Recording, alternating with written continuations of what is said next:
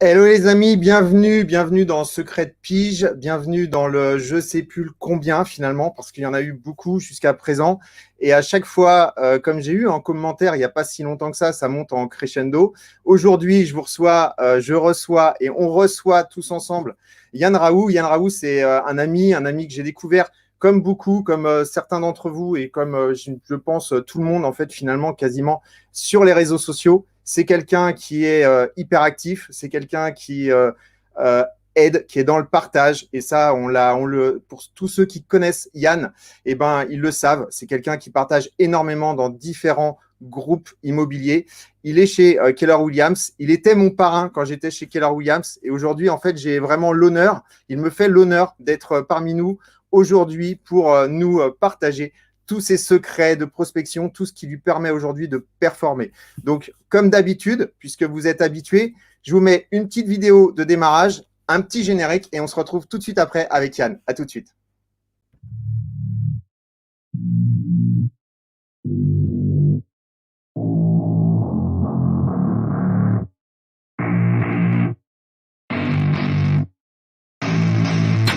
I don't get what I want, I get what I need. Every single day I'm heading off to my dream, and I get everything that I damn well please. I don't give a damn if you all listening to me, cause I run it. I'm the only one that really want it, I'm the only one that's really on it. I'm just being honest, I'm just doing everything I promise, cause I want it bad enough that I'ma make it as an artist. And I know I'm not the smartest, and I know I'm not the largest, but I promise you that I'ma be the one that worked the hardest, cause I promise you that I'm just getting started. And I promise you. Hello Yann. Salut, oh la vache, tu mets la patate avec ton générique. C'est fait pour. On y va. Trop bon. Tu connaissais pas? Ah non. Ah ben voilà, tu vois, c'est la grande surprise. Et en fait, tout à l'heure, tu as dit que tu n'avais rien partagé. C'est normal, parce que tu n'avais rien préparé, pardon. Et en fait, c'est normal parce que moi aussi, j'ai rien préparé. Et en fait, c'est ce qui fait aussi l'intérêt de Secret de Pige, c'est qu'on se retrouve comme ça toujours avec des moments qui sont juste entre amis, tout simplement, entre copains, entre gens qui aimons ce que nous faisons, qui aimons notre métier et qui aimons partager aux autres. Donc, moi, je suis vraiment très, très honoré de t'avoir, je te l'ai dit, et c'est vraiment, c'est vraiment vrai parce que tu es quelqu'un que j'estime énormément. Tu étais mon parrain quand j'étais chez KW. On a discuté longuement. Tu as été avec moi à des moments fast et des moments moins fast. Et c'est dans ton ADN. C'est vraiment dans ton ADN et ça, c'est vraiment génial. Donc, merci beaucoup, Yann. Bah, merci pour l'invitation, j'apprécie beaucoup aussi. Voilà, il y a Mickaël qui te dit salut à tous et à toutes et salut Yann. Voilà, donc au moins comme ça, voilà le premier message que tu as. Pour ceux qui arrivent et qui sont dans le chat, n'oubliez pas d'appuyer sur le petit lien parce que sinon vous êtes en Facebook user et on ne voit pas qui vous êtes. C'est dommage parce que comme ça, on ne peut pas savoir. On peut répondre à vos questions, mais on ne peut pas savoir. Donc moi, comme à l'accoutumée en fait, et avec toutes les personnes que j'ai eues jusqu'à maintenant, j'ai envie de te dire, Yann, tu kiffes? Grave. Toujours. Vraiment, hein, sérieux. De toute façon, disons que là, tu dis, tiens, une rencontre comme si on était entre amis, etc. Mais ce qu'il y a, c'est en ce qui nous concerne, c'est la réalité. Et ça fait depuis de nombreuses années. Hein, donc, imagine, moi, dans ma tête, là, il y a personne sur l'appel. On est juste toi et moi. Donc, ils vont profiter de notre conversation confidentielle. Exactement, c'est une petite conversation confidentielle ou ouverte un petit peu à tout le monde, mais effectivement, elle est plutôt confidentielle dans le sens où on est entre nous et on partage toutes nos astuces par rapport à la prospection. Donc moi, je sais que tu as fait une année extraordinaire cette année encore. Tu es accompagné par des gens qui sont extraordinaires. J'en connais quelques-uns, notamment les Harois. Et donc, du coup, j'aimerais en fait que tu nous expliques ta façon de faire, que tu nous expliques comment tu conçois aujourd'hui, toi, le métier, comment tu conçois la prospection, comment tu fais en fait pour faire 20, combien tu as dit tout à l'heure 20 millions en volume. Ouais, 20 millions sur de janvier à décembre. Là, sur l'année 2020, c'est 20 millions en volume qui représente 50 projets réalisés. Et en chiffre d'affaires, ça correspond à environ 402 000 hors taxe. D'accord, donc 402 000 euros de chiffre d'affaires pour toi. Hein. Pour toi, on est bien d'accord. Mm-hmm. Ouais. Donc, c'est juste un chiffre d'affaires qui est impressionnant, hein, qui peut effectivement faire hérisser les poils ou faire perdre les cheveux de certaines personnes, quand on sait qu'effectivement la majorité des gens aujourd'hui sont Oui, à oui, 400 000. oui et non. Oui et non, je m'explique parce que tu sais, dans ma philosophie, c'est être quelqu'un et fais-toi aider par quelqu'un. C'est en gros, il y a une personne qui t'inspire et fais en sorte d'en inspirer une autre. Et ce qu'il y a, c'est que moi, ceux qui m'inspirent, ce que moi je fais en volume, eux le font en chiffre d'affaires. D'accord. Donc, on parle ceux que je fais en sorte d'apprendre de ces personnes-là font entre 5 et 20 millions de chiffre d'affaires. Ouais, c'est juste énorme. C'est juste énorme. C'est juste énorme. Donc, du coup, on va aller un petit peu plus en profondeur dans les questions. Aujourd'hui, moi, encore une fois, on se connaît déjà depuis énormément de temps. J'ai fait les familles réunions avec toi. Donc, j'ai vu aussi tes formations, et notamment la formation Databank que tu connais parfaitement. Dans cette formation, tu nous expliques et tu expliques en fait ta méthode. Cette méthode qui est centrée sur finalement ton premier cercle. Donc, est-ce que tu peux nous en expliquer un peu mieux et déjà expliquer ce que c'est que le premier cercle parce que tout le monde ne le sait pas? Bah, disons que là, on est déjà dans le quoi et le comment. Mais ce qu'il y a, c'est qu'en partant du pourquoi, faut remonter un peu en arrière parce que ça fait 24 ans que je fais ce métier. Et en 2016, l'année de mes 40 ans, j'ai vécu la pire année de ma vie. Et à la fin de l'année, enfin en septembre-octobre, j'étais au bord de la faillite, autant professionnel que personnel, parce qu'il y a eu un impact. Il y a eu un impact phénoménal et il a fallu prendre des décisions drastiques. Et puis merci à ma femme qui est aussi mon coach parce qu'elle est comme moi, elle est très directe. Il n'y a pas de demi-mesure, il n'y a pas d'interprétation possible. C'est un peu noir ou blanc et puis c'est comme moi. Et en fait, cet été-là, 2016, il y a une personne assez bienveillante à qui j'ai travaillé encore pendant très longtemps ensuite, qui m'a offert ce bouquin-là, le livre de Gary Keller. Ouais, bah, tu aussi. Et dedans, dans le livre, il y avait travailler avec ce qu'on appelle les maîtres, les gens à qui on a déjà parlé. Et il y avait toute la notion de la base de données et d'entretenir des relations. Et moi, c'est quelque chose que je connaissais pas parce que même si ça fait 13-14 ans que je suis au Québec et que je suis agent au Québec, j'ai été 10 ans aussi agent en France et puis responsable de petite équipe commerciale. J'ai été éduqué dans la culture, ce que j'appelle, sans terme péjoratif, mais dans la culture de l'abattage. Tu sais, c'est prends plein de contacts, fais tes visites, close tes ventes, emmène-les chez le notaire, passe à la suite. Mais jamais de suivi, jamais de reconnaissance, jamais de gratitude vis-à-vis d'eux. Merci d'avoir été nos clients, jamais une carte de Noël, enfin rien. C'est passe à la suite. Et dans cette lecture, il y avait un élément qui m'avait impacté, c'était les taux de conversion. C'est que les gens, finalement, la méthode la plus traditionnelle qu'on connaît de façon historique a ramené un ratio de 50 pour 1. Donc, 50 personnes avec qui on est en contact ramènent une transaction. Et que si on est en relation avec les gens, on arrive à un ratio de 12 pour 2. Enfin, un ratio qui est entre 12 et 20 pour 2. La moyenne, là, je dois être à 15-16 pour 2. Donc, ça veut dire c'est que tous les, on va dire, 15 contacts, 15 relations me rapportent 2 transactions.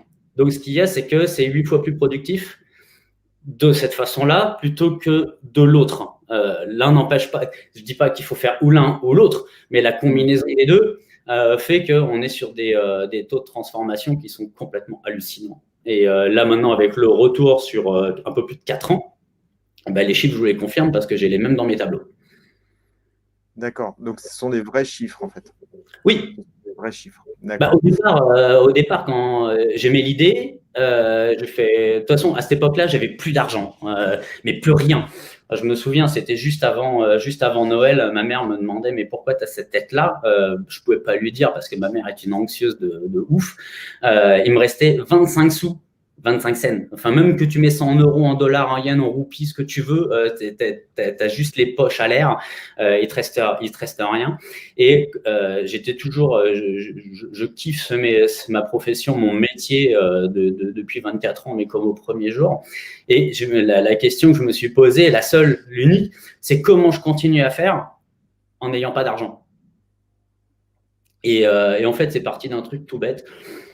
Toutes les personnes avec qui j'avais réalisé des projets dans les années précédentes, hein, je leur ai simplement une carte de Noël. Alors la carte de Noël, attention, hein, c'était pas le truc pour me pélope. Je suis allé dans un magasin pas cher, là, tu sais, ce qu'on appelle ici les Dollarama. J'ai acheté à l'époque, il y en avait peut-être une cinquantaine de cartes à écrire. Ça m'a coûté 20 balles. Plus les timbres. De toute façon, je peux creuser encore un peu les dettes. Hein. J'avais 25 000 $ de dettes à 24% de taux d'intérêt. Je te laisse imaginer que… À l'époque, tu étais déjà dans l'immobilier, hein, c'est ça, hein, tu étais dans un autre réseau en fait. Ouais, bah, je suis dans l'immobilier depuis 1997. Oui. En 2016, j'étais dans un autre réseau québécois et uniquement québécois.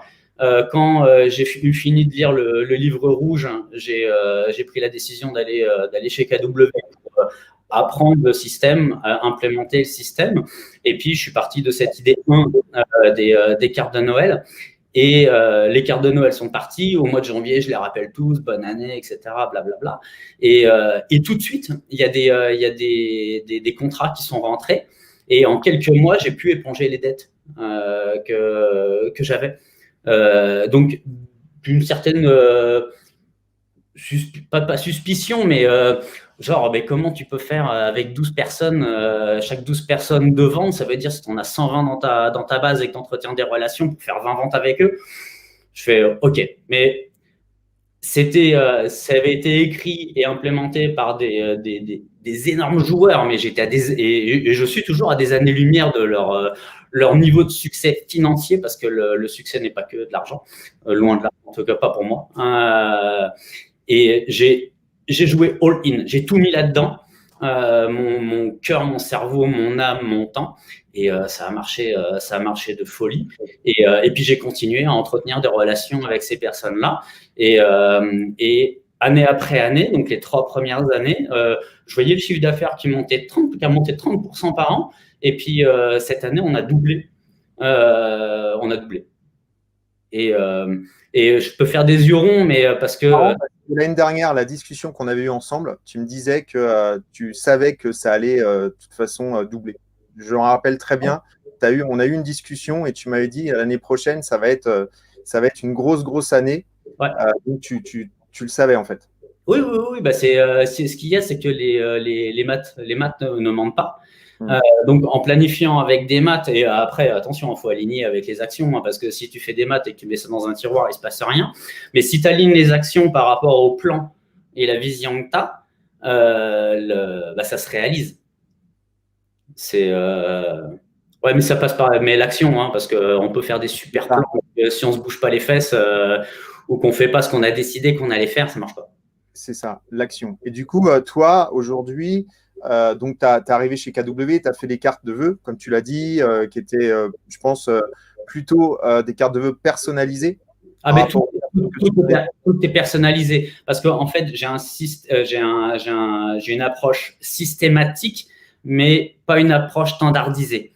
En fait, tout est basé sur l'expérience que je peux faire vivre aux gens, que ça soit toi, que ça soit des acheteurs, des vendeurs ou peu importe. Je m'adapte aux gens, mais le process est le même. Mais ce que vont vivre les gens, je leur fais vivre ce qu'ils ont envie de vivre. D'accord. Donc, ça prend de les connaître. Ok, donc il faut bien connaître les gens. Ouais. Bah, de toute façon, moi, toutes les personnes avec qui je travaille, il y en a beaucoup qui sont devenus vraiment des super bons potes. Mais mes clients, je leur parle comme je suis en train de te parler. Je parle avec toi. Aujourd'hui, tout à l'heure en off, on était en train de discuter justement de ton cercle et je te demandais combien de personnes aujourd'hui étaient proches de toi finalement, enfin, avec qui en fait tu étais le plus proche pour pouvoir avoir cette production. Et tu m'as répondu 136. 136. En fait, il y a 2350 personnes dans la base de données. Dans ta base de données. Le cœur du cœur, c'est 136. Et sur ce 136, il y en a 20% qui m'amène 80% de ma clientèle. En fait, pour essayer de donner une image simple, c'est comme si j'avais 136 personnes sur le terrain qui prospectent pour moi. D'accord. Ok, 136 personnes sur le terrain qui prospectent pour toi. Voilà. Donc, ça veut dire que ces gens-là, en fait, tu as signé un contrat avec eux, un contrat d'apporteur d'affaires? Non. Non. Les gens ne nous réfèrent pas, ne parlent pas aux autres de nous pour l'argent. Parce que si on regarde par exemple sur les réseaux sociaux, une des choses qui revient le plus souvent, qui connaît un entrepreneur, qui connaît un notaire, qui connaît un agent, qui connaît, tu sais, personne n'a envie d'être le premier. Le bouche à oreille. Le bouche à oreille. Et ce qu'il y a, c'est que le bouche à oreille, vaut mieux être proche, parce que si tu fais du bouche à oreille de loin, les gens n'entendent pas. Donc vraiment d'être proche d'eux. Et ce qu'il y a, c'est que l'avis des uns, pour ceux qui leur sont proches, a de la valeur. Donc s'il y en a un qui dit, tiens, va contacter tel peintre parce que tu as besoin de peindre chez toi, j'ai travaillé avec lui, j'ai été satisfait, tu peux y aller les yeux fermés. Et en fait, c'est basé sur ce principe-là. D'accord, ok. Donc 136 personnes que tu chouchoutes, je suppose, du coup, que tu appelles assez souvent. Il y en a beaucoup que tu m'appelles le Père Noël. Pourtant, tu n'as pas de barbe. Non, c'est pas mal de façon naturelle. J'ai été un oublié de la pilosité. Tu as un barbe. Donc, il t'appelle le Père Noël, donc ça veut dire que du coup, tu les gâtes. Ouais. D'accord. Tu as un budget, en fait, gâterie. Oui. Okay. Non, cadeau. Gâterie. J'ai un budget pour les faire kiffer. D'accord. Qui correspond à 50% de mon chiffre, de mon budget hashtag lead gen. La moitié de mon budget lead gen est pour ce tout petit groupe de personnes. Ok, lead gen, pour ceux qui ne savent pas, ça veut dire lead generation, ça veut dire en fait la génération de contacts. Voilà. Ouais, enfin, génération de contacts, oui, si on veut, quoi. Mais enfin, lead gen, prospection, expansion, on lui donne le nom qu'on veut.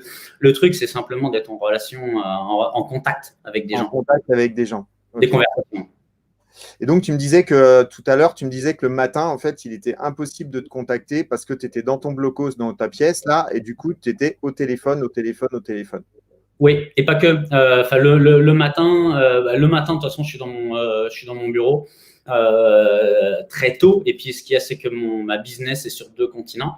Il y a l'Amérique du Nord, Canada, mais beaucoup aussi avec la France. Donc, en fait, mes journées commencent assez tôt. Tout dépend. Par exemple, là, ce matin, là, c'est mes heures les plus tardives pour me lever, c'est 6h15. Mais par exemple, ces 2 derniers jours où il y avait la convention en France, c'est 4 heures. Donc en fait, les gros blocs, c'est fait très tôt le matin. Et puis en plus, maintenant, si on a bien une motivation de se lever tôt le matin, c'est que de toute façon, après 18h pour la France et puis 20h en Amérique du Nord, on peut plus sortir avec le couvre-feu.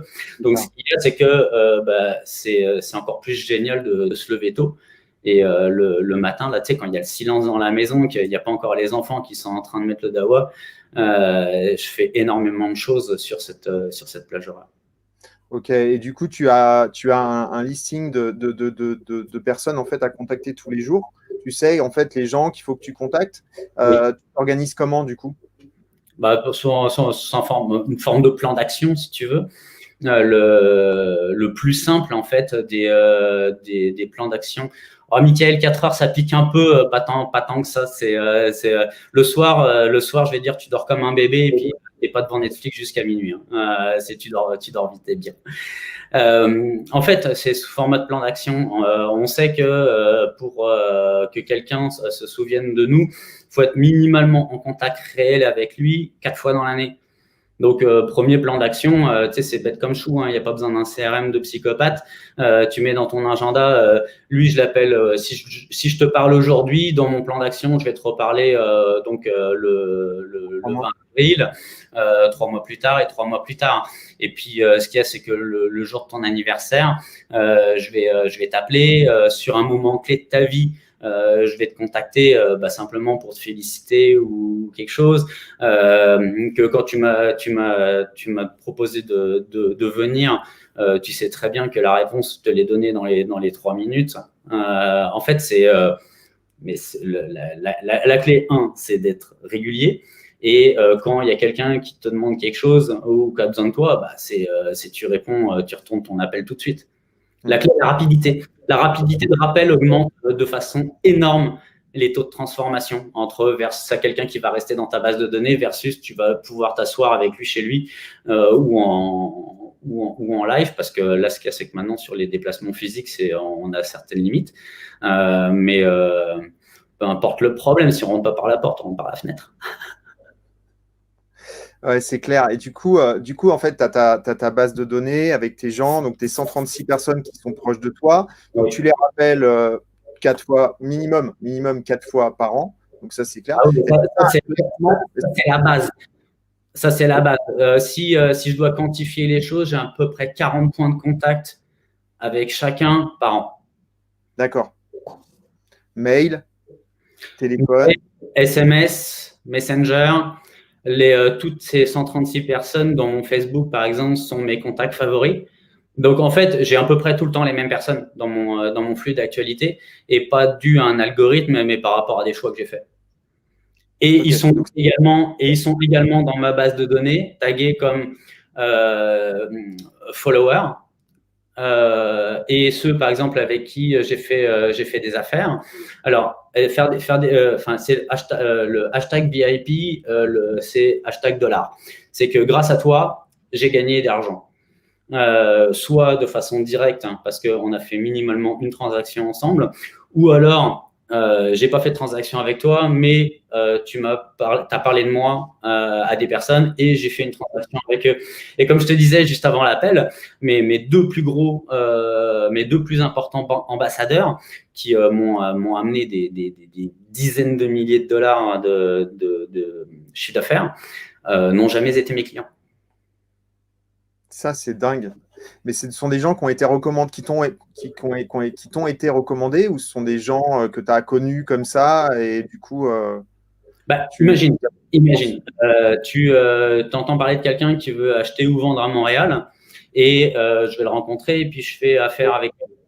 On s'entend que, à ma connaissance, je t'ai jamais vendu une maison où on n'a jamais fait affaire ensemble. Ce qu'il y a, c'est que tu vas rentrer dans la case VIP. Avec le $. Et ce qu'il y a, c'est que tu vas être traité aux petits oignons comme les autres. Ouais. Comme les autres. C'est un tout petit noyau. Ok, c'est 20% à peu près. C'est 20% de mes plus gros apporteurs d'affaires, c'est 20% de ma catégorie VIP. Ah, c'est ça, d'accord. Donc, de tes 136 personnes, tu as 20% qui t'apportent vraiment des affaires et qui sont dans cette catégorie VIP. Non, les 136 sont dans la catégorie VIP. D'accord.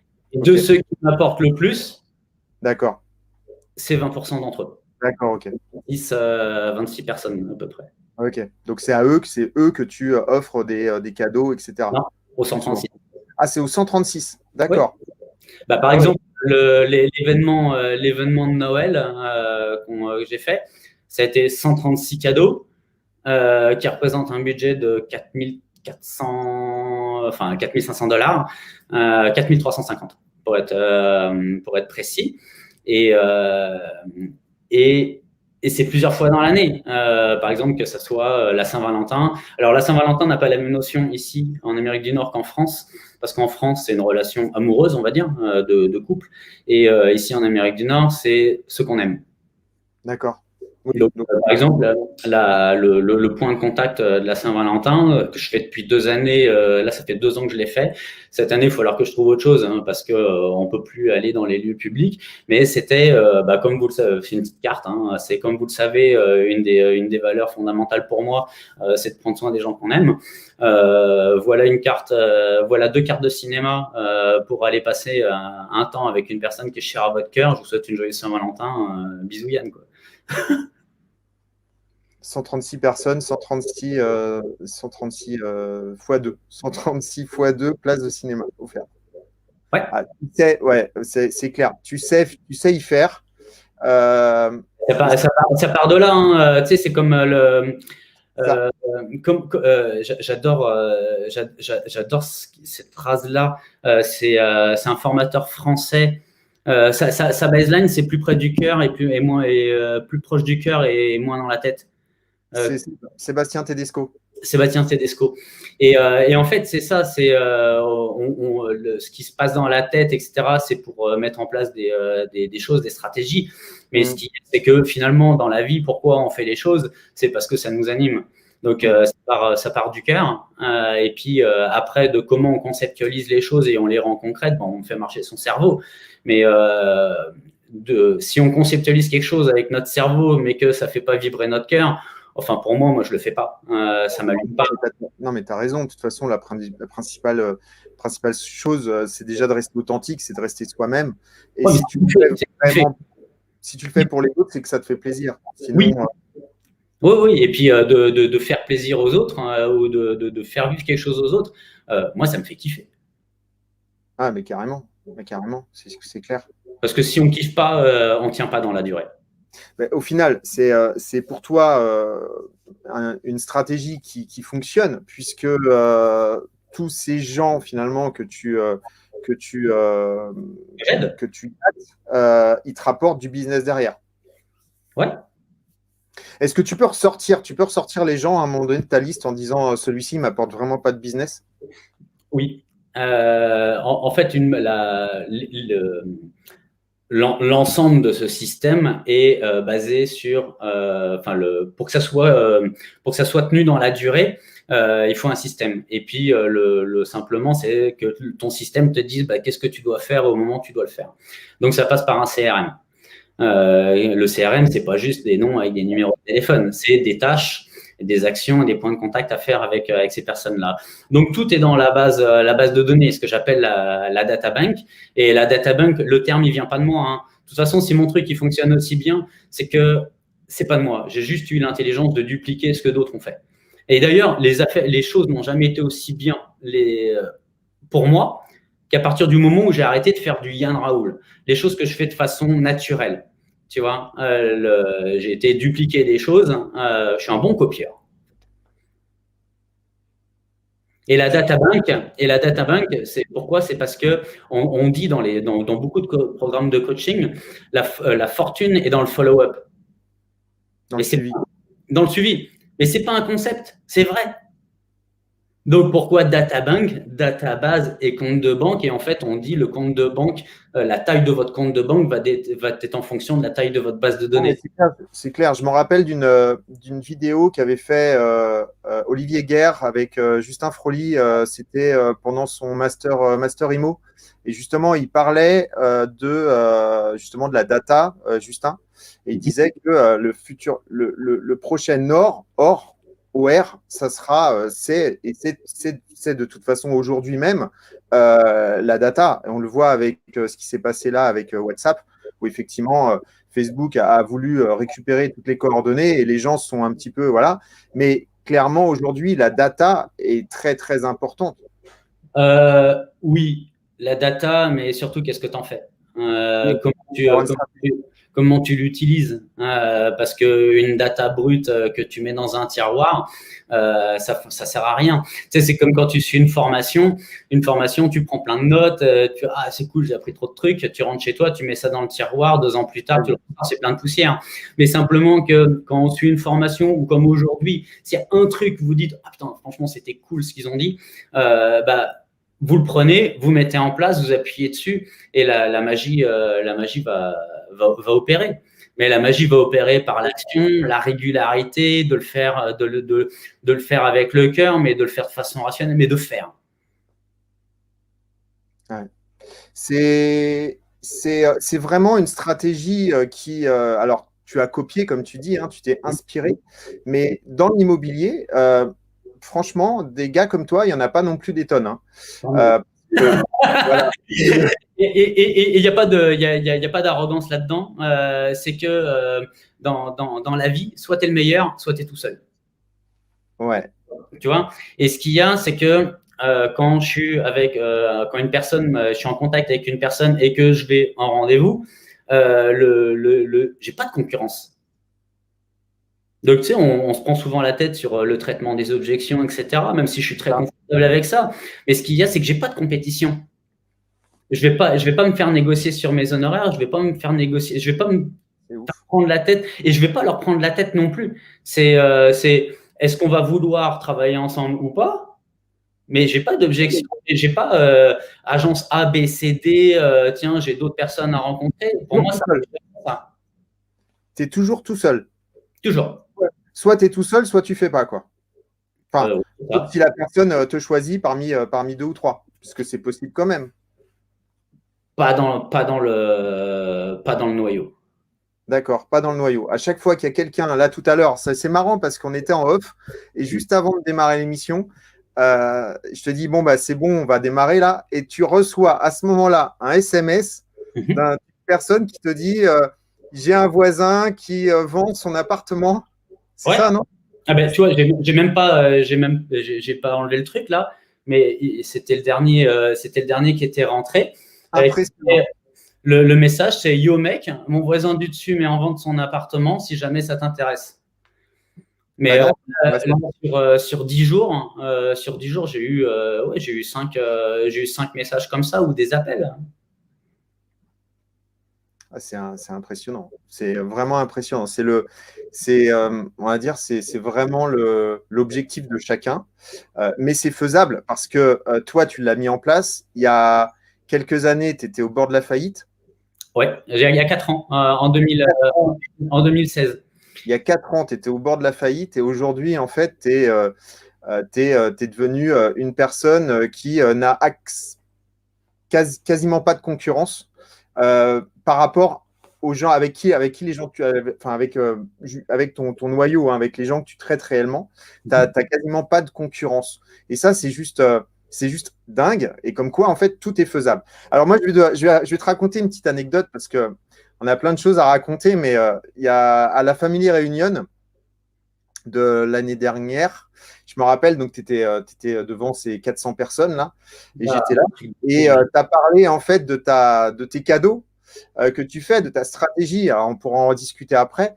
Et sur cette stratégie-là, à un moment donné, tu vas offrir en fait du PQ aux gens. Ah ouais. Donc, tu vas leur envoyer un carton avec du PQ. Et donc, quand je suis arrivé, moi, chez Proprio, dans mon réseau actuel, je leur ai dit, tiens, je connais un gars, c'est un fou, c'est un mec, il est au Canada. Et en fait, il suit ses gens, il suit ses clients vraiment à la perfection. Et ce qu'il fait, dans son suivi, à un moment donné, il envoie du PQ à ses clients, quoi. Alors, pour expliquer, parce que tout part quand je suis, par exemple, à un premier rendez-vous avec une personne, que ça soit pour un acheteur ou un vendeur, peu importe, je leur dis, moi, l'enjeu, il n'est pas sur le fait que je vais faire la transaction, que je vais réaliser votre projet. Ça, c'est mon travail et je le fais bien. Moi, l'enjeu, c'est de vous faire kiffer en mode level max et de mériter que vous m'ouvriez l'ensemble de votre carnet d'adresses. Moi, l'enjeu, il est là. Et je leur dis, c'est même pas que vous soyez satisfait, parce que pour moi, c'est pas assez ça. C'est que vous soyez en mode enthousiaste, enchantement. Et en fait, c'est parti d'un livre. Il est où le bouquin? Il est là. D'un livre que j'ai lu, qui est tiré de l'expérience des marchés haut de gamme, du marché du luxe, notamment l'hôtellerie. Et tout est, par exemple, dans l'hôtellerie haut de gamme, quand tu arrives dans l'hôtel, tu as le voiturier qui est là pour t'ouvrir. Et ce qui est, section sur l'orthoquie, tiens, il y a monsieur Intel, il a un manteau de telle couleur, et puis quand tu arrives à la réception, au front desk, la personne, bonjour monsieur Raoult. Tu vois, donc le fait d'être reconnu et puis que les gens apprécient que dans ce domaine-là, tu vas aller dans ta chambre et puis tu vas avoir ton champagne préféré, tes mecs préférés, les choses que tu aimes le plus, tu vois. Mais c'est pas des génies, les mecs. C'est simplement qu'ils ont une base de données dans lesquelles ils savent que Yann Raoult, il aime le champagne rosé millésimé ou de tel ou tel truc. Et en fait, ils exploitent leur base de données. C'est ça. Ouais, exactement. Donc, en fait, tu as pris cette stratégie et tu l'as ramenée, en fait, tu l'as ramené vers tes clients. Exactement. Et puis, ce qu'il y a, c'est que si on veut qu'après, dans la durée, ces personnes-là parlent de nous, ce que c'est de façon très enthousiaste à leur monde, à leur sphère, c'est d'ailleurs, c'est pour moi la définition même de, tu sais, on parle de branding, etc. Mais pour moi, la meilleure image de marque, c'est qu'est-ce que disent les gens de moi quand je suis pas dans la pièce pour me défendre. C'est tout. Ouais. Donc, ce qu'il y a, c'est que quand ils sont clients avec nous, bah, faut les faire kiffer en mode max. Et ce qu'il y a, c'est que il y a les systèmes les plus simples, déjà, c'est d'être en contact avec eux, de faire des suivis avec eux, de livrer la marchandise, de leur dire ce qu'on va livrer, de livrer ce qu'on a dit qu'on allait faire, et puis de leur dire, voilà, on a fait ça, voilà l'étape suivante. Que l'expérience pendant la transaction, sur l'aspect fondamental de notre métier, déjà, elle soit A+. Et puis après, on rajoute d'autres couches. Parce que ça sert à rien de mettre des feuilles d'or, je dirais, dans des chiottes s'il n'y a pas de PQ. Tu vois, la base. Et pour en revenir sur l'expérience, tu disais les rouleaux de papier toilette. En fait, c'est un truc tout bête que j'avais chopé dans une conférence. C'est une boîte, en fait, qui est là pour le jour du notaire que je leur fais livrer 2 jours avant le notaire. Et il y a un petit mot, c'est voilà toutes les choses auxquelles on ne pense pas et qu'on aurait aimé avoir le jour du déménagement et que tout serait beaucoup plus simple si on les avait eues. Alors, dedans, il y a quoi? Il y a, par exemple, les rouleaux de papier toilette, parce que quand tu déménages dans une nouvelle maison, bah, ce qu'il y a, c'est qu'il n'y a pas de PQ. C'est vrai. Okay, que tu as fait toutes tes boîtes, tu sais, il y a le déménageur qui va arriver, mais ce qu'il y a, c'est que pour les ouvrir les boîtes, parce que tu as mis plein de scotch, etc., bon, bah, un cutter, pour ouvrir les boîtes. Et puis que si tu n'as pas envie de te déchirer les mains avec les boîtes, en fait, j'achète des gants, tu sais, des trucs des gants de travaux, jardinier, là, bah, simplement pour porter les boîtes et puis qu'ils ne s'abîment pas. Un déménagement, on sait que ça bouffe de l'énergie de dingue. Alors, il y a des barres de céréales, des barres énergétiques. Et puis, il y a 6 petites bouteilles d'eau qui sont comme ça. Parce que comme leurs verres sont encore dans les cartons, et ben là ils sont dans la petite boîte et je leur dis surtout cette boîte là, vous la gardez avec vous dans la voiture, vous la mettez pas dans le camion. D'accord, donc c'est pas une boîte en carton en fait, c'est une boîte qu'ils peuvent garder un truc un peu solide en plastique. Ah ouais, mais c'est une boîte, mais ça c'est simplement le contenant et dedans quelques éléments qui vont leur simplifier la vie le jour du déménagement. Et du coup, le retour que tu as par rapport à ça, c'est quoi? Ils sont sur le cul, ça les fait rire. Ça les fait rire. Mais c'est simplement juste d'être là, d'être là où on ne nous attend pas. Ouais. Ah ben là ouais, c'est clair qu'on ne t'attendait pas. Mais tu vois, par exemple, si je reprends l'exemple des parce que tu sais, tous ces cadeaux, c'est le quoi, tu sais, mais quelque part on s'en fout parce que toi tu pourras avoir une autre idée, X, Y, Z personnes auront une autre idée. Mais par exemple, tous les cadeaux de Noël, moi je prépare ma tournée à l'avance parce que la tournée de Noël, c'est 3 semaines, de points de contact, on va dire. Je les préviens pas, hein. J'ai préparé ma feuille de route, j'y vais, ding dong, salut c'est Yann, et je peux t'assurer là que bien souvent j'arrive, par exemple un samedi matin ou un dimanche matin, et les gens ils sont en pyjama, alors que j'ai une clientèle, ils sont plus, habillés super sharp, etc. Et que même ils sont avec leur pyjama et Hello Kitty, ils vont m'ouvrir pareil, et puis on va se prendre un café, et puis on va passer 15, 20, 25 minutes ensemble. On prend leurs nouvelles de façon assez rapide parce que je peux pas passer 2 heures avec tout le monde. Les gens sont là, c'est cool. Les gens sont pas là, moi je leur laisse les cadeaux devant leur porte avec un petit mot. Et je peux t'assurer que même si je ne signe pas la carte, ils savent que c'est moi. Parce que dans la carte, il y a vraiment quelque chose il y a que eux et moi qui pouvons le savoir. Ouais, c'est ça. Ouais, c'est vraiment, tu fais partie en fait des gens qui sont différents et qui vont aller jusqu'à jusqu'à des petits moments des petits moments entre ces personnes, tu vas les garder et tu vas pouvoir justement en créer des histoires. Et en fait, on parle du storytelling, on parle de tout ça. Et en fait, c'est vrai qu'aujourd'hui, en fait, l'idée, c'est de prendre ces petits moments et d'essayer de créer une histoire entre deux personnes, finalement. Ouais, et tu vois, je rebondis sur un truc que tu as dit, que je suis différent, mais on l'est tous différents. Mais ce qu'il y a, c'est que je sais qui je suis, je sais comment je suis. Et comme je dis souvent, mais je le dis quasiment à chaque fois à mes clients, je leur fais quand j'ai eu 40 ans, il y a 5 ans, il y a 2 choses qui sont parties, c'est la patience et les filtres. Je suis juste moi-même. Je suis juste moi-même. Là, aujourd'hui, là, on se parle, je suis comme ça.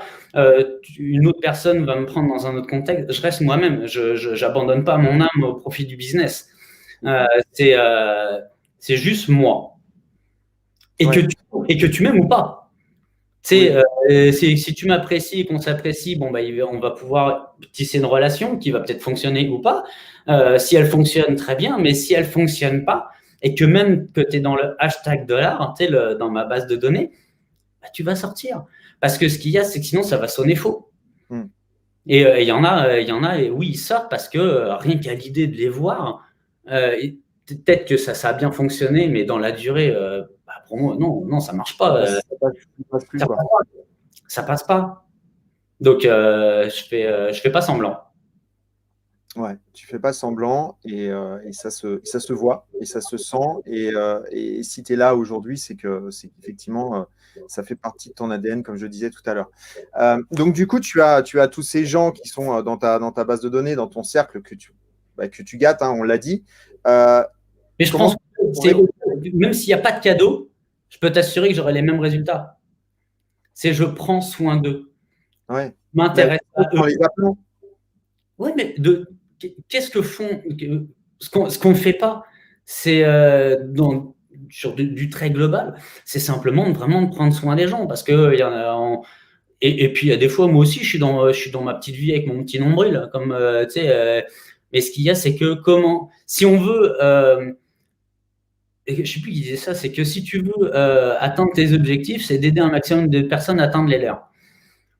Donc déjà ça, je fais en sorte de les aider. Un de mes clients qui dit voilà j'ai perdu mon boulot, etc. Moi je prends mon téléphone et au lieu de balancer un truc sur LinkedIn, je regarde qui est dans ma base de contact, qui pourrait être un bon relais pour cette personne pour aller la mettre en relation avec quelqu'un d'autre. Et puis d'ailleurs j'ai permis à une personne de mon entourage à retrouver un emploi au mois de décembre grâce à ça. Ça m'a pris 4 coups de téléphone. Mais simplement de les mettre. Mais qui fait ça? Et personne ne fait ça. Personne ne fait ça. Franchement. Il y a un ou deux trucs qui vous inspirent et vous dites, tiens, ça serait cool de faire ça, faites-le. Quoi. Ouais. Non, mais franchement, c'est une vraie leçon que tu nous donnes là, parce qu'en fait, personne ne le fait. Moi, je suis le premier. Si une personne qui a besoin d'un service, je vais penser à LinkedIn, effectivement, si c'est du professionnel. Je vais partager à mes connaissances, mais je vais pas. J'avais pas en fait dans cet esprit en fait de dire attends, à qui je peux connecter pour aider plus facilement cette personne en fait. Je le dis, je le dis moi-même, hein, je le dis à tout le monde ouvertement. J'aurais pas eu cette présence d'esprit de le faire. Donc peu de gens le font en fait. Vraiment, hein. Peu de gens vont prendre autant. Les chiffres le chiffre le démontrent parce que en fait, quand c'est les statistiques du NAR, National Association of Realtors, l'association nationale des agents immobiliers aux États-Unis, on fait des sondages, c'est que 85% des gens qui ont fait affaire avec un agent voudraient refaire affaire avec lui ou le recommander à des personnes de leur entourage. Mais ce qu'il y a, c'est concrètement, je crois que le chiffre, c'est il y a 13% qui le font pour de vrai. Et mais pourquoi? C'est parce que ce qu'il y a, c'est qu'après la transaction, il n'y a plus aucune nouvelle, il n'y a plus de contact. Donc, il y a finalement 13%. Donc, je ne suis pas tout seul parce qu'il y a finalement 13% des agents qui adoptent ce mindset, cet état d'esprit, cette philosophie.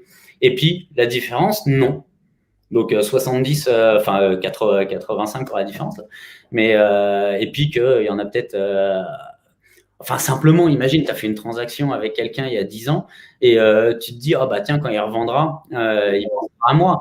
Mais quelqu'un que tu n'as pas eu de nouvelles depuis 10 ans, est-ce que tu penses encore à lui? Bah non. Bah moi non plus. Bah non.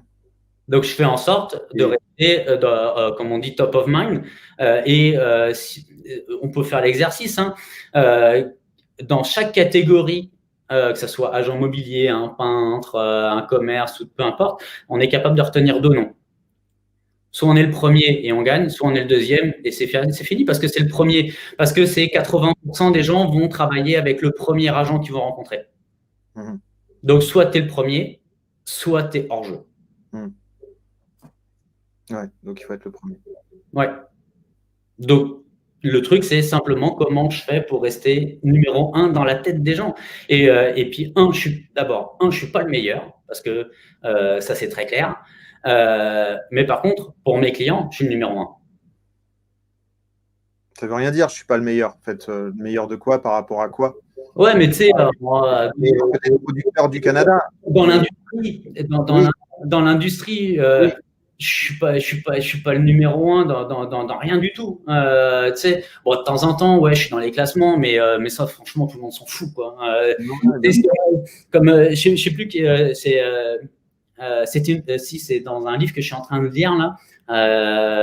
Il y a Ben Kinney. Ben Kinney, c'est 20. Cette année, il fait 20 millions. 19 millions de chiffre d'affaires.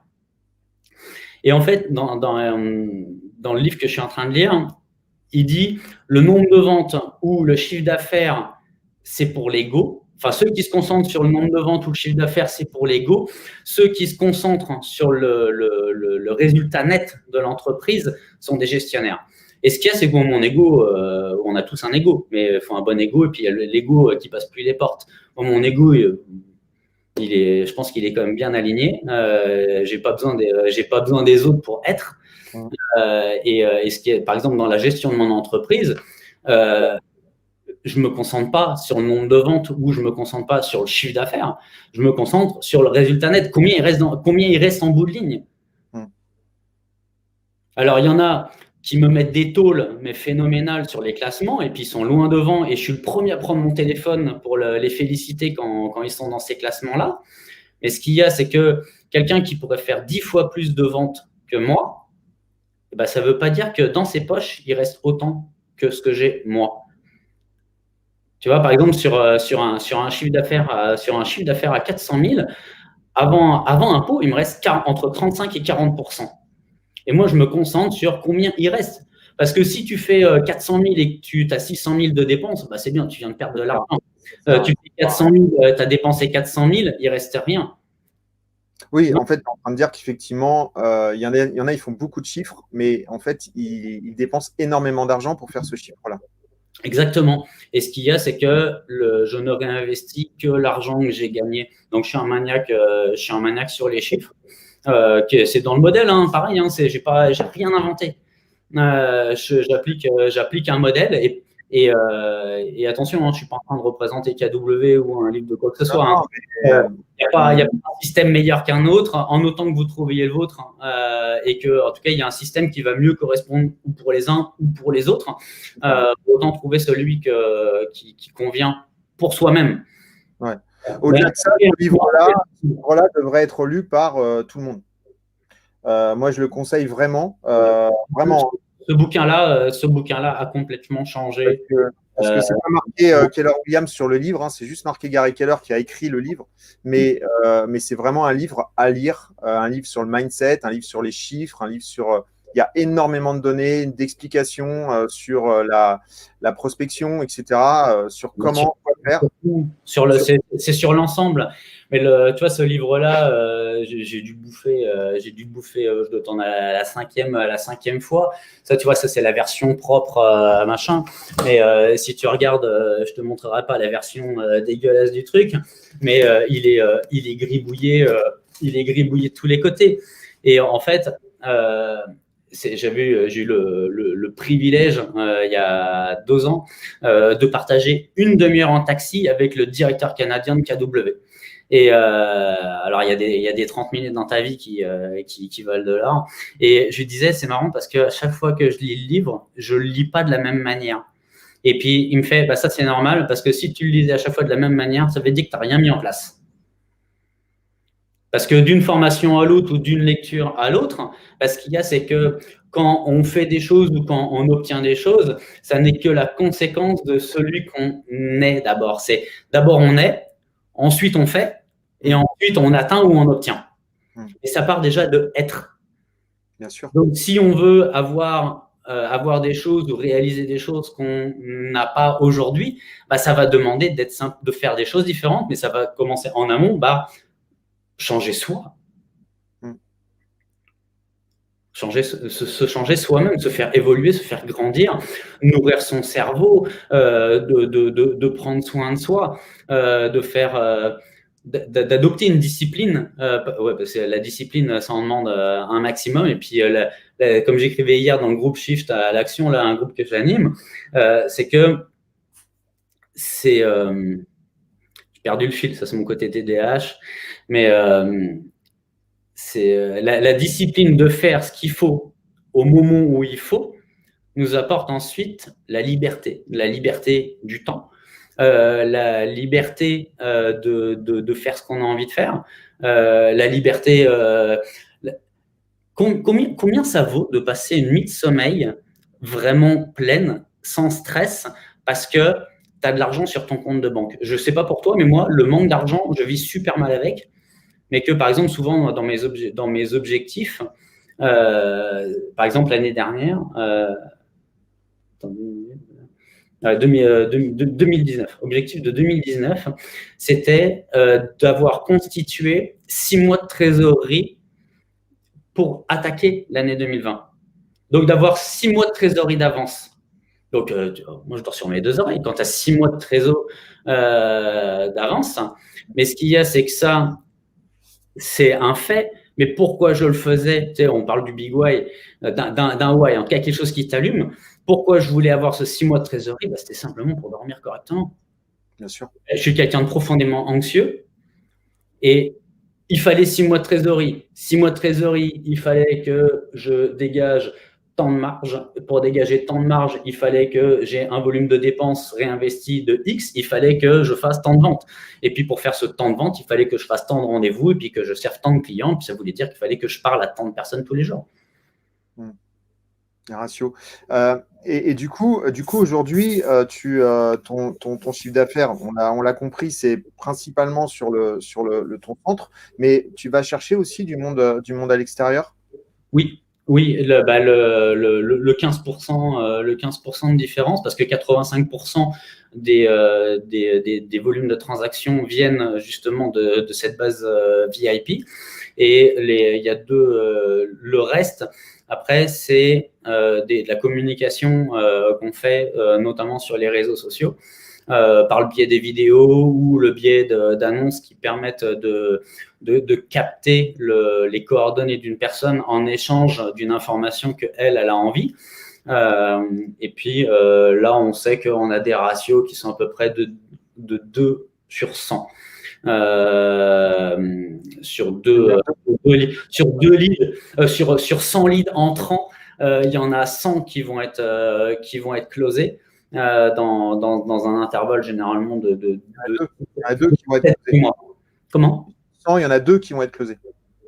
Oui, parce qu'en fait, il y a beaucoup d'aspects de curiosité sur les réseaux sociaux. C'est pas forcément des personnes qui ont des projets pour tout de suite, ou même pas de projet du tout. Parce que pas de projet du tout, ok, c'est correct. Tu as un projet pour plus tard, super, on va rester en contact. Tu as un projet pour maintenant, bon, très bien, je déroule la trame de mon script pour déterminer le timing et la motivation.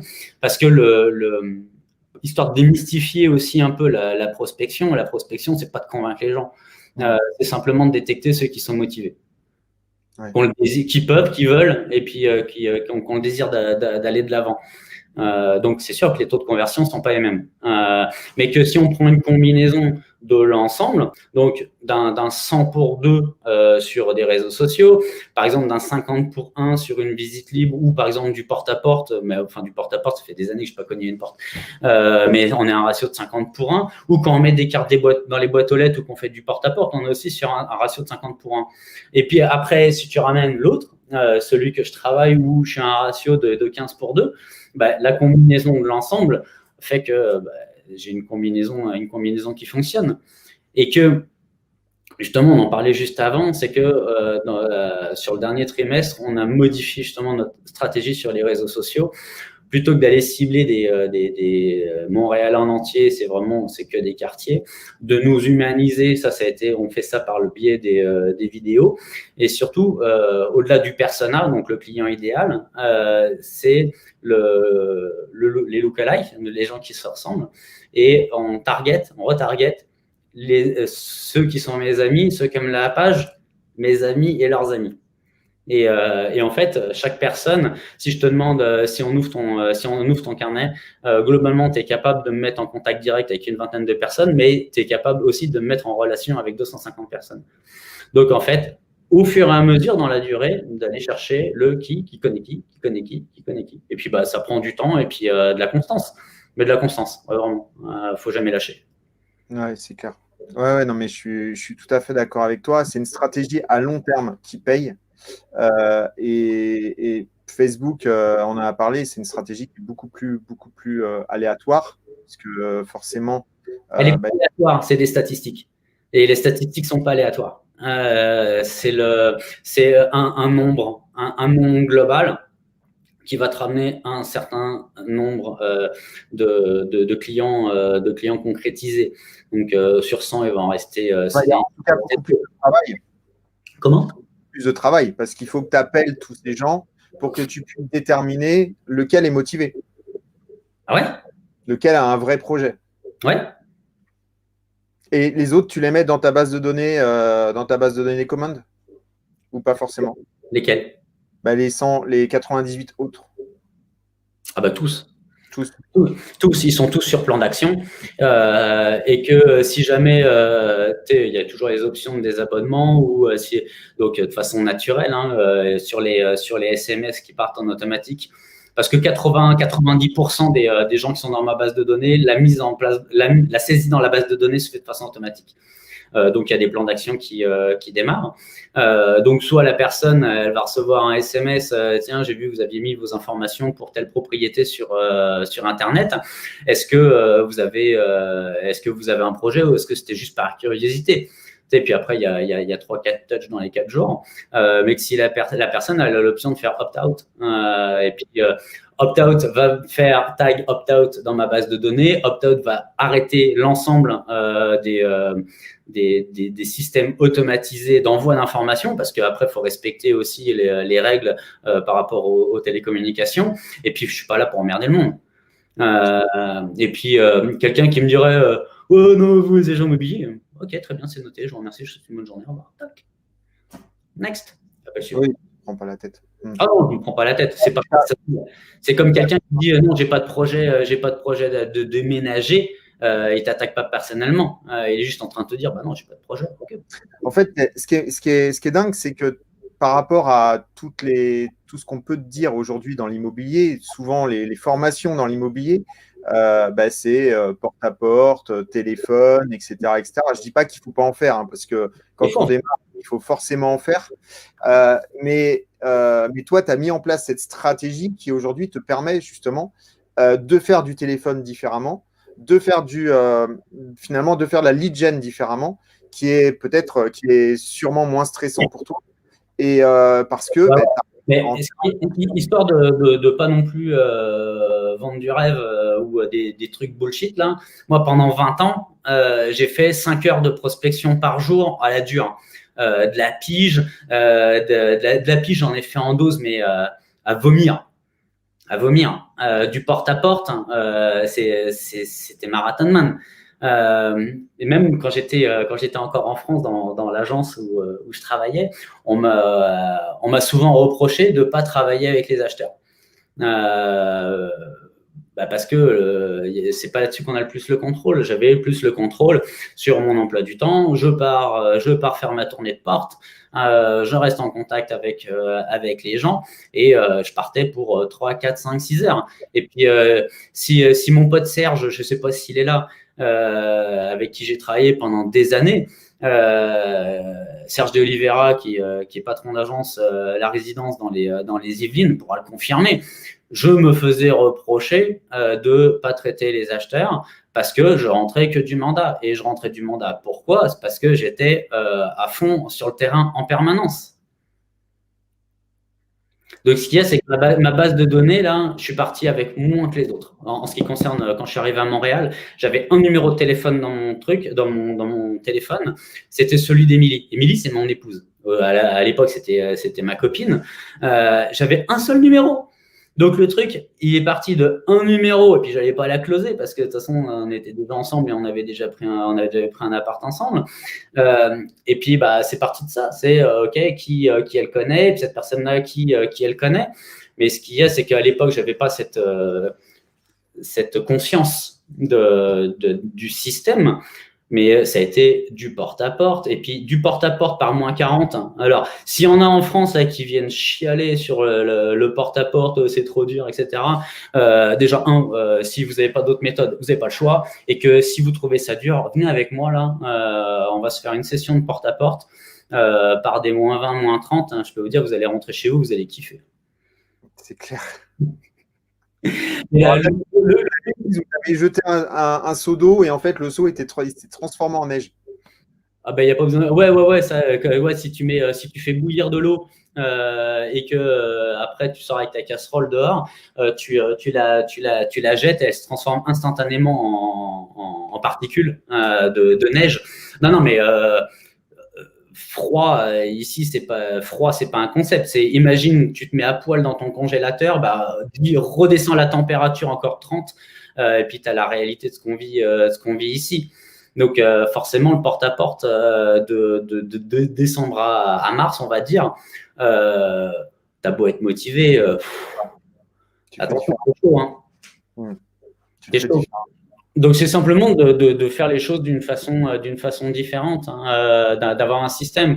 Et que si aujourd'hui, par exemple, il y en a qui veulent se mettre dans cette philosophie d'un modèle, déjà, lisez le livre parce qu'il y a tout qui est écrit dedans.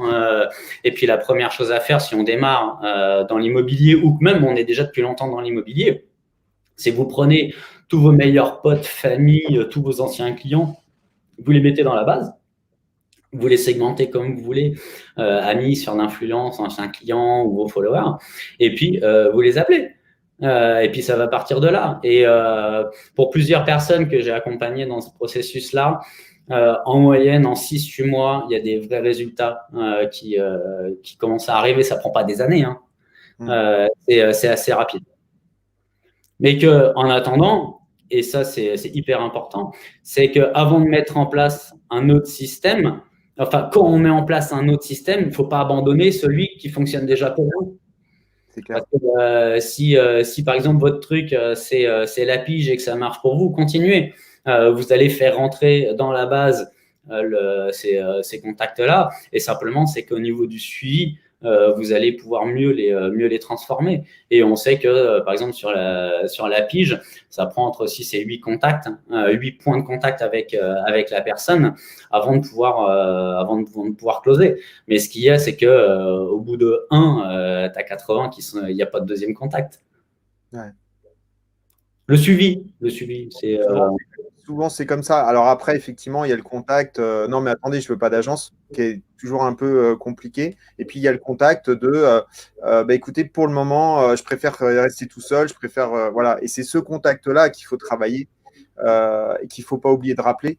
Parce que c'est celui-ci qu'on rappelle peut-être même des fois trop tard, 15 jours plus tard. Et le gars, il a soit déjà vendu avec une agence, soit il a déjà pris en fait des contrats avec des agences. Alors que forcément, on se dit, mais mince, vous m'aviez dit que ouais, mais c'est trop tard. Il fallait me rappeler avant. On voit bien, il y en a plein qui sont sur peu importe le support, mais en 3 semaines, ils ont signé avec un agent. Mais après, c'est simplement, c'est pas partir de quand on est par exemple au téléphone sur de la pige. Puis d'ailleurs, quand tu m'avais invité secret de pige, je fais, je vais pas venir, j'en fais plus. Mais j'en ai fait, Et puis avec Immobilier 2.0, il y a un programme. Comment? Tu fais une formation pige sur Immobilier 2.0? Ah ouais, et puis ça cartonne, hein. Il y en a plein qui la suivent encore tout le temps et ça fonctionne super bien. Mais ce qu'il y a, c'est qu'il faut pas se prendre la tête au téléphone. C'est simplement, une fois de plus, détecter les motivés. Par exemple, tiens, je veux pas d'agent. Bah, très bien, je comprends. Et puis en plus, j'ai l'habitude de l'entendre.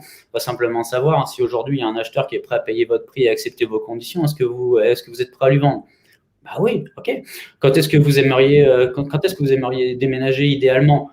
Ah bah je sais pas moi, délai de entre X et X mois, ok. Et puis de continuer, tu vois. Mais juste d'aller sur les éléments, déterminer le timing, la motivation de la personne. Parce que si quelqu'un, tu lui demandes, tiens, est-ce que s'il y a un acheteur qui est prêt à payer votre prix, accepter vos conditions, qui dit non, je lui vends pas, bah pourquoi avoir un rendez-vous? Bah, ça sert à rien. Ça sert à rien. Ça sert à rien. Ouais. Il y a les motivations, c'est les 4D, c'est déménagement, divorce. Alors, c'est la distinction entre les besoins de vendre versus les envies de vendre. Les besoins de vendre, c'est les dettes, les divorces, les décès et les transferts professionnels.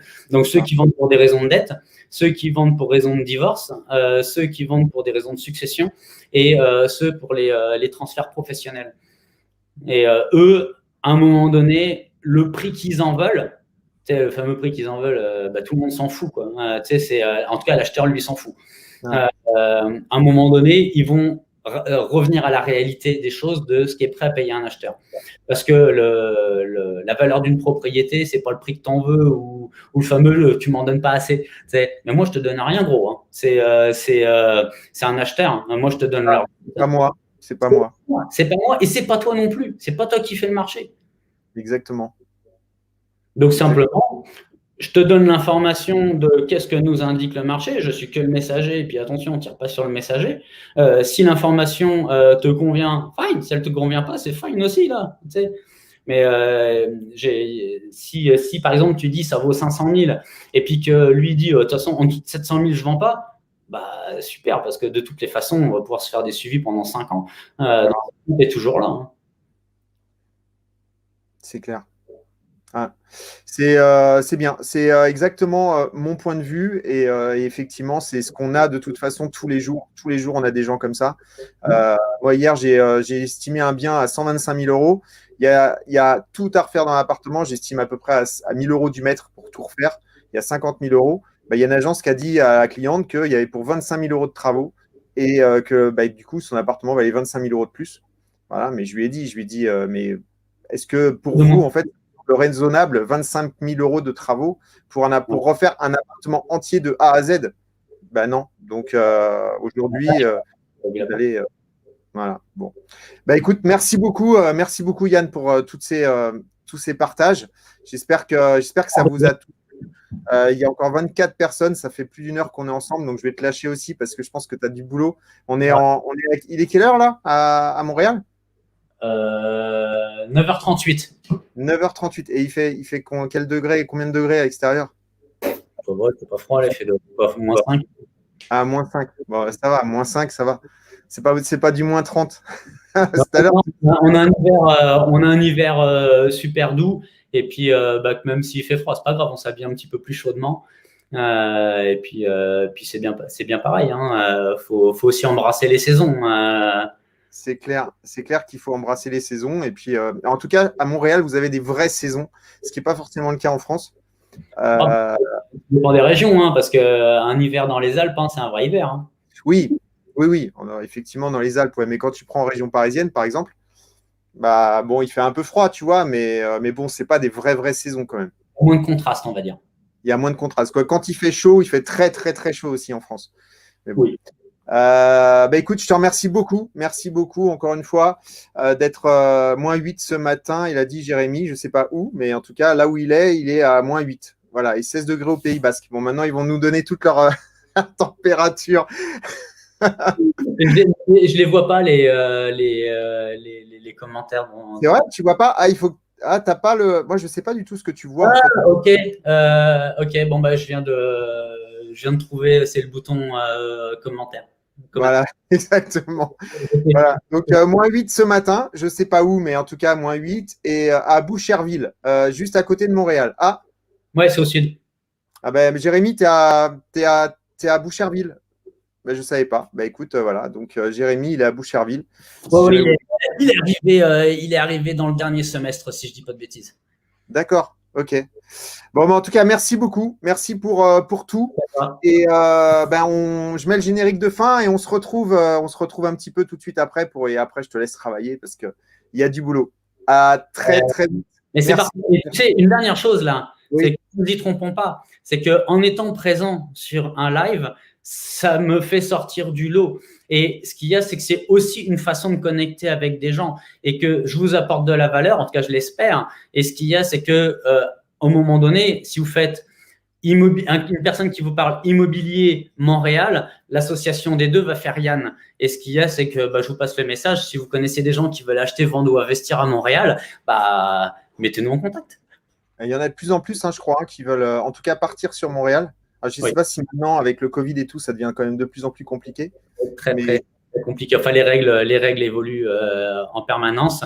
Mais par exemple, on ne peut pas venir en voyage à Montréal, les frontières sont fermées. Et il est intéressant d'investir sur Montréal? Oui. Ouais. Ouais. Après, tout dépend des quartiers, des segments et puis du retour sur investissement qu'on souhaite quand on parle d'investissement locatif. Mais oui, on trouve des choses très, très intéressantes. Et ce qu'il y a, c'est que les coûts annexes sont bien moins élevés qu'en France. Par exemple, si on prend les frais de notaire en France qui correspondent à 6-7% du prix de la propriété, ici, c'est $1 500. Donc, on est mort de rire. Mais tu as des frais d'avocat, non? Comme aux États-Unis? Non. Non, pas du tout. Le 1005, c'est le notaire. Et puis après, tu as ce qu'on appelle la taxe de bienvenue qui va correspondre à le 1005. D'ici, on va dire que c'est les émoluments du notaire, donc le 1% en France. Et la différence de 5-6 points qu'on a en France qui sont des taxes, nous aussi, on en a parce qu'on est tous égaux devant l'impôt. Il y a deux choses dont on est sûr dans la vie. Si on va payer des impôts, on va tous mourir. Donc, le montant des taxes, par exemple, sur une propriété à 500-600 000 $, figurons, tu vas avoir à peu près 5 000 $ à reverser à la ville. Mais l'association des deux, on est quand même à des années-lumière du 6% du prix de la vente. Donc, et puis en plus, avec les taux de change. 6%, on est beaucoup plus en France. Hein. On est à 7,5% en moyenne. Hein. Ouais, et puis là, ils ont baissé les frais de notaire, mais en fait, ils ont baissé les émoluments et genre, c'est 50 € sur une vente, quoi. Donc, ça fait doucement rire, quoi. Et puis, ce qu'il y a, c'est qu'avec les taux de change, c'est très intéressant pour les Français quand ils s'installent ici ou simplement pour investir. Parce que je sais pas moi, si tu as 100 000 € à transférer ici, quand ça arrive ici, c'est 158 000 $.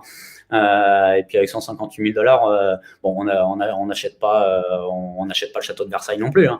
Mais en tout cas, c'est un levier de 58% juste en traversant l'Atlantique. Ouais, donc c'est hyper intéressant. Bah écoute, je pense que c'est pas une règle absolue, analyse. Ouais, tu devrais peut-être plus peut-être faire des vidéos dans ce sens-là, parce que je pense que ça pourrait intéresser beaucoup de gens. Et le business, en fait, il est toujours mais c'est déjà fait, mon ami. Et ce que je te disais, c'est que oui, il y a plusieurs axes de notre communication qui sont élargis et il y en a d'autres qui le sont moins. Alors, mets-moi dans ton pipe, alors.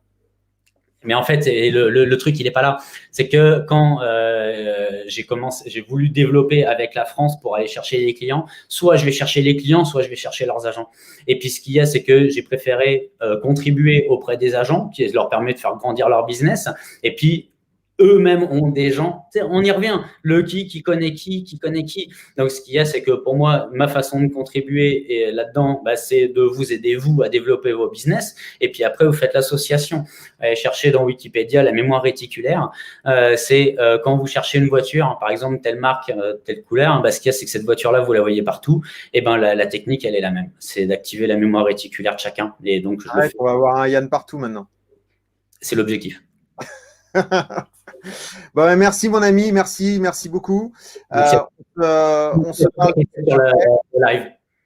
On se parle tout de suite après et merci à tout le monde. Vous êtes encore 26 sur le live, j'espère que ça vous a plu. À bientôt, bye bye.